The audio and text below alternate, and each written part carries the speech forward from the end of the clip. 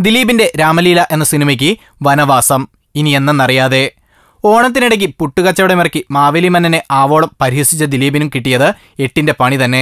ഓണത്തിനിടയ്ക്ക് പുട്ടുകച്ചവടം എന്ന ചോദ്യത്തെ അന്വർത്ഥമാക്കുന്ന രീതിയിലാണ് കാര്യങ്ങൾ എത്തിയിരിക്കുന്നത്. മാരകമായ ഇത്തരം പീഡന പ്രശ്നങ്ങൾക്കിടയിൽ തന്റെ രാമലീല എന്ന ചിത്രം പ്രദർശനത്തിനെത്തിയാൽ നടിയെ ആക്രമിച്ച വാർത്ത മാത്രം ശ്രദ്ധിച്ചിരിക്കുന്ന മലയാളികൾ ടിവിക്ക് മുന്നിൽ നിന്ന് തിയേറ്ററിൽ എത്തില്ലെന്ന് മനസ്സിലാക്കിയ നിർമ്മാതാവ് ടോമിച്ചൻ മുളകുപാടവും അണിയറ പ്രവർത്തകരും രാമലീലയെ വനവാസത്തിനയച്ചിരിക്കുകയാണ്. രാമൻ സ്ത്രീത്വത്തെ, സ്ത്രീയുടെ മാനത്തെ രക്ഷിക്കാൻ രാവണനോട് യുദ്ധം ചെയ്തപ്പോൾ ദിലീപ് സ്ത്രീയോട് കാണിച്ചത് ലീലകളായതുകൊണ്ടാണത്രേ രാമലീല വനവാസത്തിലായത്.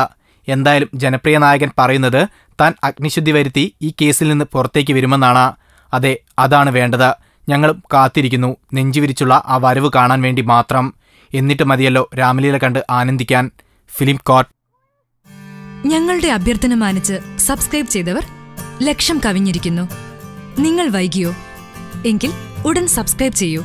Film court.